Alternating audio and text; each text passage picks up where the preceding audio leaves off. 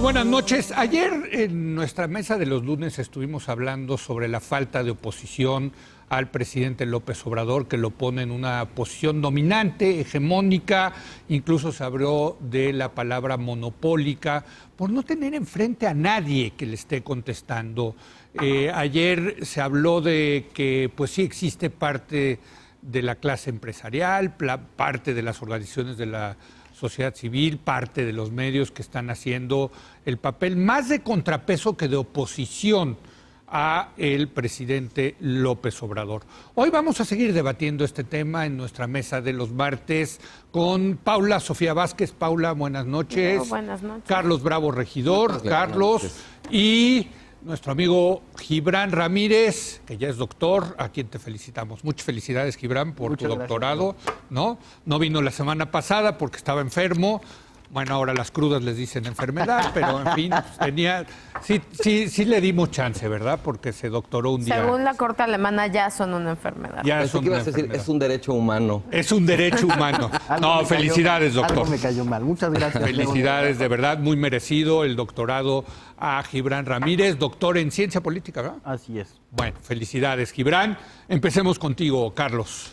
Mira, yo recuperaría dos distinciones. Una que, digamos, de la que hablamos hace mucho tiempo, la distinción entre contrapeso y oposición, y otra distinción que me gustó mucho que hizo ayer Tello, entre ser y hacer. No es lo mismo ser oposición que hacer oposición, o no es lo mismo ser contrapeso que hacer contrapeso.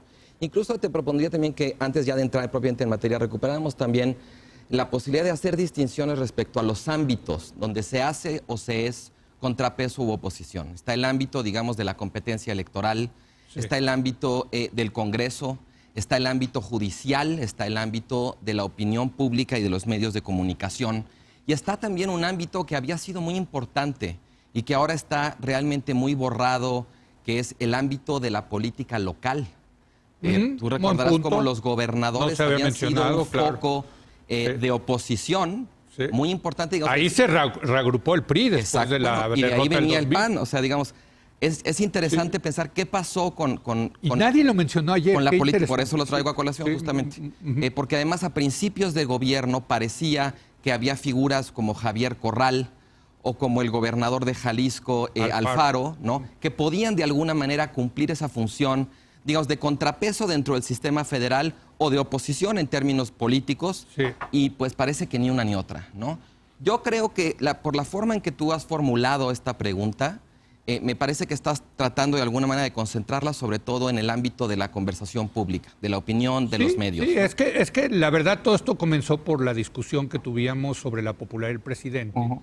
Y bueno, pues ¿cómo no va a ser popular si enfrente no tiene a nadie que lo cuestiona, ¿no? Sí. Comunicativamente incluso. Claro. Cierto, no hay un relato, no hay voces, no hay una narrativa alternativa. No hay proyecto, ¿no? Exacto. Sí. Pero fíjate que yo creo que esto es una suerte como de bendición envenenada para el López Obradorismo. Creo que en efecto, digamos, en el corto plazo le hace la vida muy fácil, es muy cómodo no tener, digamos, una oposición efectiva que te represente un límite, que restrinja tu margen de acción, ¿no? Parece que es una fortaleza, pero creo que a la larga es una debilidad. En primer lugar, porque en la medida en que tú tienes todo el poder, tienes toda la responsabilidad. Y cuando empiecen, digamos, ya a llegar los malos resultados, no vas a poder, digamos, compartirlos con nadie. López Obrador va a tener que hacerse responsable, digamos, de todos los resultados que produzca su gobierno, porque él, pues, parece ser el único que tiene poder. Y en segundo lugar, me parece también que no hay tal cosa como una democracia de partido único o una democracia sin competencia. Y a la larga creo que esta sensación como de saturación del espacio público con la figura, con la voz, con digamos, el discurso de López Obrador, va a terminar generando una cierta fatiga.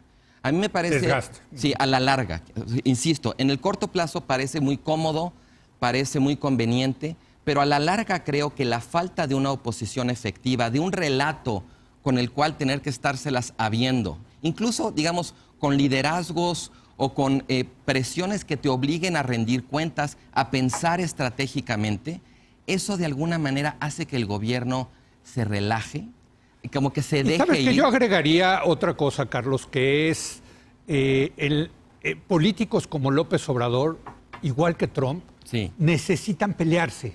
O sea, necesitan tener a alguien enfrente. Sí. La polarización les sale bien, el conflicto los hace crecerse. Bueno, pero para López Obrador no así, o sea, el déficit de oposición no ha representado una ausencia de pleito, de conflicto, de polarización. Por eso se constante. pelea, por ejemplo, con Mexicanos contra la corrupción e impunidad. Sí. Que bueno, pues es una organización de este tamaño, chiquitita, ¿no? Y el López Obradorismo siempre, me parece históricamente, siempre ha tenido una suerte como de mucha hostilidad con la oposición y sobre todo ha hecho una cosa que le ha Porque funcionado. es parte de la narrativa. O sea, que le ha funcionado muy bien, que es trasladar, digamos, el conflicto más al ámbito de la moral que al ámbito propiamente político. Hay un esfuerzo que ha sido muy exitoso de plantear o de deslegitimar a las oposiciones en términos morales. ¿No? Bueno, yo primero estoy en desacuerdo con lo del monopolio en términos de la conversación pública. Es decir, el presidente habla mucho, habla todo el tiempo, los medios lo recogen. Pero la mayoría, digamos, de los conductores, de los opinadores, de los entrevistados, siguen siendo adversos al presidente. No se corresponde con la correlación social de opiniones. La comentocracia. La comentocracia, los conductores, que es otra cosa, que se la pasan editorializando. La mayoría de los programas, las planas de opinadores de los periódicos. Va Fox cuando le da la gana, como ayer con Carlos Marín, a insultar al presidente de la República de una manera poco más que infantil.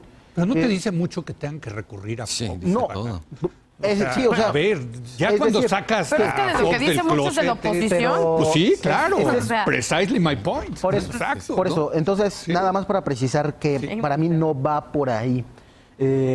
No es un monopolio. Sí es una derrota moral y sí hay una descalificación moral, como decía Carlos, pero es una descalificación moral pues que ponen en bandeja de plata.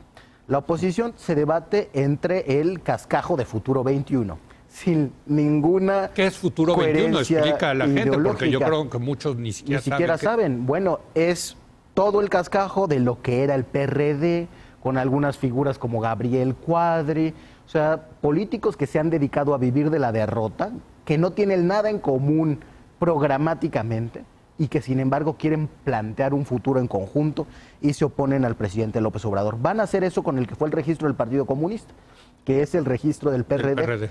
Es decir, la ruina ideológica. No han logrado colocar un solo planteamiento en el debate público. Entonces la oposición se debate entre eso en una forma partidista. Pero entonces me estás dando la razón de que sí está monopólico. No, o sea, sí. No, porque hay un montón de voces. Lo que pasa es que son... Bueno, pero lo que estás diciendo es que las voces no tienen eco. Son incompetentes, pero sí tienen eco. Bueno, tienen pues mucho sí está... Tienen eco, por ejemplo, la investigación de Mexicanos contra la corrupción y la impunidad, una organización oligárquica presidida por un oligarca, tuvo mucho eco, lo de Jóvenes Construyendo el Futuro. Era una investigación, digamos, nivel preparatoria con Google Maps y Waze, pero tuvo mucho eco. Lo que pasa no, yo la revisé, es que está siendo injusto. Se desacredita. Está siendo injusto. No, a ver, buscar en Google Maps y decir, bueno. ahí no están, no existen, Leo, eso es nivel prepa. Bueno. O sea, ¿Y la de Lomelí? Lomelí, pues no es oposición, Lomelí es un mal... No, pero la investigación No, de Carlos Lomelí. Sobre Lomelí. Ah, ya. El superdelegado de Jalisco. Una investigación que está a un mejor nivel, que responde a otro tipo, otra tradición de investigaciones que ha tenido. Pero ¿te das cuenta contra quién se están peleando ustedes, los morenistas? No. Contra investigaciones de mexicanos contra la corrupción y la impunidad. Hombre, otra vez, ¿qué te dice eso, Gibran? O sea, tienes que ir... de lo que dices, ¿qué te dice de la oposición? Contra Fox están peleando. Bueno, hombre, claro. si eso no es monopolio, entonces ya no sé qué es monopolio. Pero lo que pasa es que es la incompetencia... A ver, que termine, Gibran. De los oligarcas, porque lo ha intentado Claudio X González con Mexicanos contra la corrupción. También lo era con el gobierno pasado, con el gobierno priista. Con algunas cosas, pero por ejemplo, no se metía con algunos actores, no se metió nunca con Ricardo Anaya. Tiene su agenda muy clara. Tiene una agenda que nunca va a tocar algunos puntos de corrupción como el aeropuerto, porque están en el interés empresarial. Entonces, eso es lo que lo hace una oposición oligárquica. Y Gustavo de Hoyos también, su discurso que ha sido atribuir al presidente de México una desaceleración económica que es regional, o Marco Cortés en la OEA. Eso es, ¿no? Diego Fernández de Ceballos dando clases de moral y debiendo cientos de millones al fisco. Sí están en la ruina. Están en una ruina moral. Lo único que se hace desde el gobierno y desde el obradorismo es evidenciar esa ruina moral. Es decir, es cierta. Además, no funcionan como oposición porque no asumen la realidad política. Hay una mezcla de desprecio al pueblo de México y a López Obrador. Entonces piensan que López Obrador es tonto, cuando es el adversario político más formidable que han tenido. Entonces solamente pueden votar por un tonto otros tontos. Entonces a un pueblo que lo consideran así, no le pueden hablar. Por eso no hacen oposición, porque siguen pensando que sus planteamientos son superiores. Pero entonces no hay oposición. Lo único que hay es reacción. A ver, pero estoy entendiendo. ¿No hay o no oposición? No hay monopolio, no hay oposición. Lo que hay es un coro de reaccionarios. El argumento alguna vez lo planteó aquí Javier Tello. La reacción argumenta siempre en contra del poder y argumenta perversidad, es decir, sus propósitos no son sinceros, en realidad quieren hacer otra cosa y se van con esa fantasía. Argumentan futilidad, las cosas no van a cambiar nunca, hagan lo que hagan. Y entonces descalifican lo que se está haciendo y cuando cambia se sorprenden, ¿no? Y argumentan irresponsabilidad. No, hay que cuidar lo que ya estaba. El INE, los órganos autónomos, en vez de pensar cómo reformar esa realidad para que sea mejor, se vuelven nada más eso. Paula. Yo sí, bueno, efectivamente, yo creo que nadie va a decir, por supuesto, que hay oposición. O sea, creo que no hay ningún tipo de oposición que verdaderamente pueda ser una verdadera fuerza que se imponga ante la aplanadora que es ahorita Morena y el gran poder que es ahorita el presidente, sobre todo en presencia mediática, discursiva, etcétera. Pero creo que el problema viene de que se han entendido como oposición, o sea, han entendido únicamente su papel como así lingüísticamente es oposición, estar en contra, y más bien creo que la palabra de orden debería ser alternativa. ¿A favor de qué? Creo que en realidad uno de los grandes problemas de la oposición es que no han sabido construir nada que no sea estar en contra del presidente. Y cuando tú ves qué aglutina a Futuro 21, estar en contra de Andrés Manuel, qué aglutina los esfuerzos, qué hace que los esfuerzos de los gobernadores que son verdaderamente pulverizados, estar en contra de alguna disposición del presidente. Es que aglutina los esfuerzos de la sociedad civil. A buscar alguna manera en la cual oponerse a una acción que se toma desde el gobierno. Creo que la gran virtud de Andrés Manuel, que logró pasar el juego democrático de ser oposición a volverse gobierno, es que logró construir el proyecto alternativo de nación.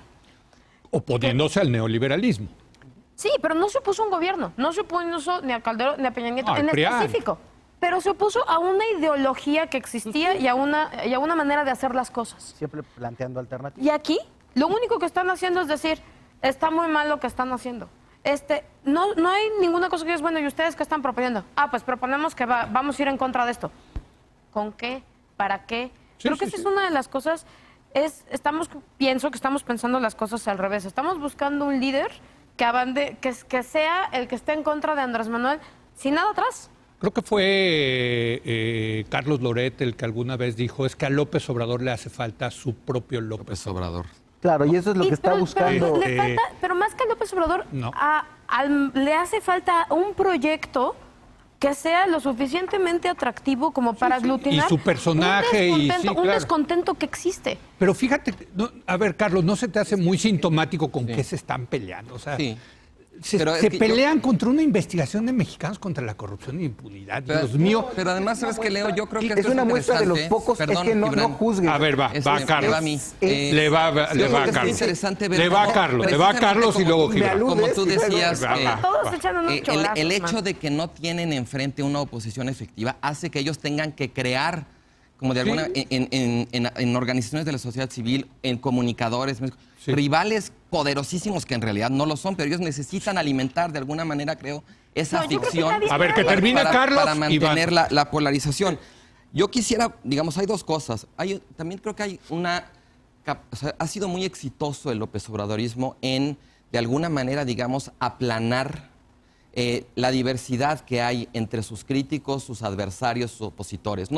Ellos no se cansan de decir no somos iguales. Pero lo cierto es que dentro de la cancha que no es López Obradorista, los distintos actores y corrientes de opinión tampoco todos son iguales. Sí. Y el López Obradorismo, digamos, empezando por el propio presidente, a todos califica por igual de conservadores. Hasta los anarquistas. Yo creo que hay que, digamos, una responsabilidad, digamos, de quienes nos dedicamos al análisis, sería recuperar la complejidad que hay en ese campo y hacerle justicia a esas diferencias. También creo que en términos de lo que decías del monopolio, el López Obradorismo ha sido muy exitoso en monopolizar el recurso retórico del pueblo.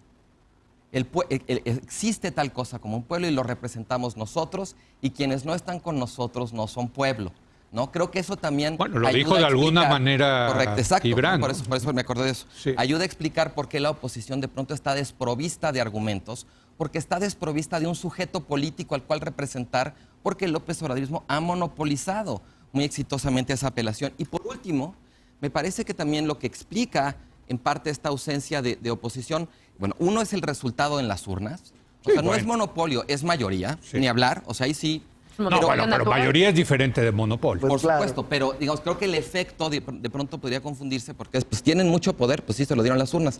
Pero el 47% de los mexicanos no votó por Andrés correcto. Manuel. O sea, la mitad del pueblo no es pueblo, aparentemente. No. Pero a lo que voy es, me parece también interesante y sintomático de todo esto, digamos, la incapacidad del López Obradorismo de referirse a sus opositores sin recurrir al insulto y a la descalificación.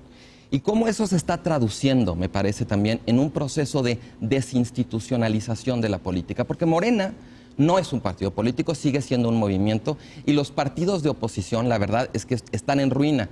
En esa medida me preocupa la posibilidad de una suerte de desconsolidación de la democracia mexicana, en la medida en que la política, digamos, deja de estar organizada en función de estas instituciones fundamentales para la democracia, que son los partidos, y empieza a aglutinarse más bien en torno a liderazgos carismáticos. A un liderazgo. A un liderazgo carismático, que bueno, pues sabemos, digamos, históricamente que las democracias no aguantan en el largo plazo sin partidos políticos. A ver, Gibran, rápido, ¿eh? Porque mira, te vi la cara de que traes como... Te voy a traer un cronómetro de cuánto duran las participaciones de Carlos. Órale. Vas a morder Yo lo estoy viendo ahí. El número, bueno, a ver, venga. El número de interrupciones. Al toro, como se dice. López Obrador no ha inventado como oposición a mexicanos contra la corrupción y la impunidad. Lo inventaron los medios de comunicación. Están aquí y en todos los lados, en el radio, hasta con... Porque hacen buenas investigaciones. Con Julio Hernández. Es a los que se les da más espacio. No son los únicos. Hay crítica también desde la izquierda.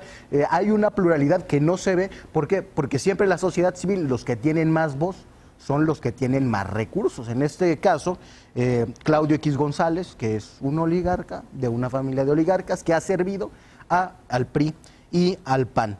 Entonces, que López Obrador enfrente a ese tipo de oposición es porque ellos lo han escogido.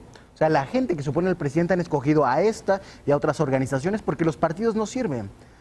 Los partidos de la derecha no sirven. Los que están desinstitucionalizando la política son los que no confían en la forma partido, no son capaces de dar un debate al interior del PRI y el PAN, que casi ni los hemos mencionado. Fíjate. No, bueno, pues y en sí, lo que tiene que ver es muy sintomático con eso también. El monopolio del pueblo. Bueno, les voy a contar.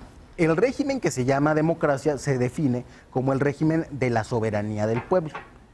Y como hay que tomar en cuenta un pueblo que tiene que decidir, el mecanismo elegido en todas las tecnologías institucionales es el mecanismo mayoritario. Entonces, con respecto a las minorías. Sí, quien tiene el voto de la mayoría representa al pueblo.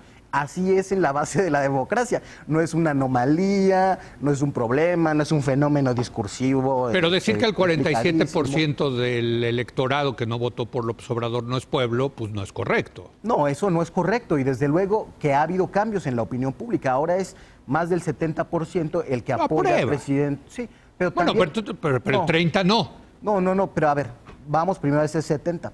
En las encuestas, por ejemplo, en la de Buen Día, de ratificación, mucho más de los que votaron por López Obrador se votarían ahora por una ratificación. Eso quiere decir que su base se ha ampliado. Hay un fenómeno muy interesante de representación mayoritaria. Pero aunque fuera el 95% que estuviera de acuerdo con López Obrador, hay un 5% es la forma, que sigue siendo pueblo. Pues sí, esa es la forma democrática de representar al pueblo. Pero no minimices a las minorías. No las minimizo. Pero estoy diciendo que en democracia lo que importa más son las mayorías y el mandato mayoritario. Y si hay algo que responde a ese mandato mayoritario y una serie de actores políticos que no representan a casi nadie, pues entonces es muy natural que no tengan eco, que nada de lo que dicen pegue. Si se la pasan repitiendo Estado de Derecho, federalismo, órganos autónomos, Estado de Derecho, federalismo, órganos autónomos, es muy natural que nadie los escuche, porque lo que tenemos que saber es cómo reformar ese federalismo que dio lugar a los Duarte, a los Borges, etcétera, etcétera. Cómo reformar esos onerosos órganos constitucionales autónomos o normalizarlos, porque digamos que en los países que suelen ser ejemplo institucional no son una institución nodal, y cómo fundamentar un verdadero Estado de Derecho, que no sea nada más burocratización. A ver, la oposición Paula. no está resolviendo eso, entonces no le está hablando a nadie.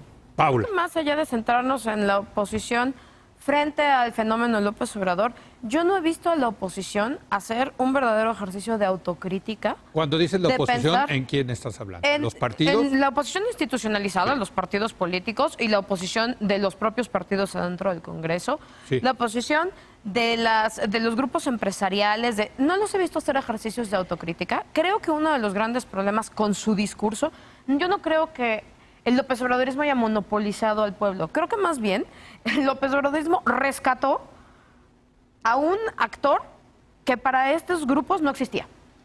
Ellos siguen hablando a su nicho, que son las personas educadas, de clase media alta, que tienen que consideran como valores la institucionalización, los órganos constitucionales autónomos, el Estado de Derecho, etcétera, etcétera.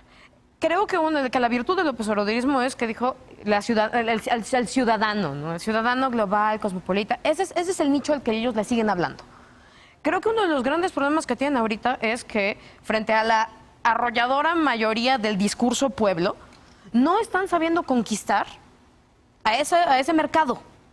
Siguen hablándole a los mismos de sus mismas cosas y seguirán entonces condenados a estar en ese mismo pool de gente que ya les probó que no les dio ninguna mayoría y que no les está representando en realidad pues ningún peso ni político, ni discursivo, ni mediático que jale y genere de verdad un frente interesante contra el López Obradorismo. Creo que más allá de si López Obrador es monopólico o no, pues deberían de estar pensando ellos, ¿qué estamos haciendo tan mal que en lugar de ir creciendo, uno esperaría, lo normal sería en una gestión de gobierno que conforme hubiera inconformidad, alguien supiera... Bueno, puede ser que ocurra, ¿eh? Pero no está ocurriendo. Bueno. O sea, a un año no está ocurriendo. Conclusiones 30 segundos y estoy viendo aquí, cada uno, estoy viendo Bueno, el varias reloj. cosas. La primera, 30 segundos. El pueblo no es un actor, es un recurso retórico. Y creo que hay que entenderlo en ese sentido. Esa realidad social que de pronto englobamos en pueblo es mucho más diversa y cambiante de lo que el concepto pueblo reconocería. En segundo lugar, creo que la hostilidad contra la posibilidad del desacuerdo por parte de minorías no es muestra de una disposición democrática.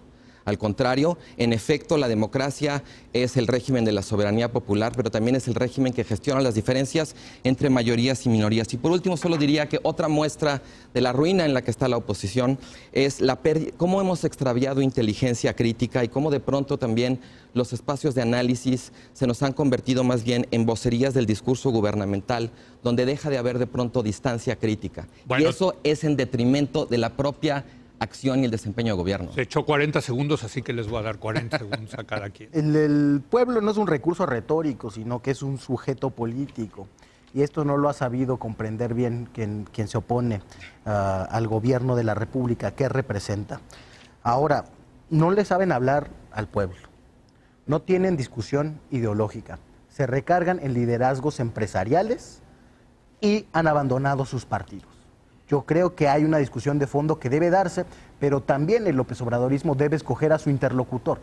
Tiene que tener una contraparte con la cual hablar y debatir los proyectos que son muy importantes para el país. Muy bien, mira, estuvo en tiempo, 40 segundos. Yo creo que los contrapesos, la oposición y una alternativa son urgentes para darle vida y vitalidad a la política en México, para corregir los errores que son Es un buen necesarios punto. que se corrijan. Si no, nos vamos a estancar en todo. Sí. Pero creo que esa es chamba de la oposición. Y es chamba de la oposición que incluso el día de hoy, a estas horas, si revisamos el presupuesto, sigue estando respaldada por el Estado, al menos económicamente e institucionalmente, como ha estado siempre. Ahí están los recursos para los partidos políticos, ahí están los recursos, ahí está el INE, mal que bien ahí sigue, y no tuvo recorte presupuestario. Creo que tienen ahí todos los recursos, toda la disposición, y pues bienvenida a la crítica y al debate, como decían en el sexenio. Pues pasado. bienvenido. Para mí lo que disfruto mucho es como ustedes saben, debatir con ustedes todos los martes. Es un privilegio realmente. Gracias, Carlos. Gracias, Leo. Paula. Buenas noches. Gracias, doctor Ramírez. Gracias. Suena bien, ¿no, doctor Ramírez, o no? Bueno, no suena mal.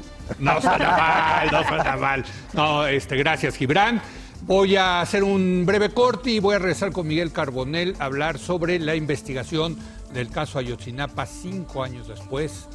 ¿Qué podemos esperar desde el punto de vista judicial? Regresamos en un momento más.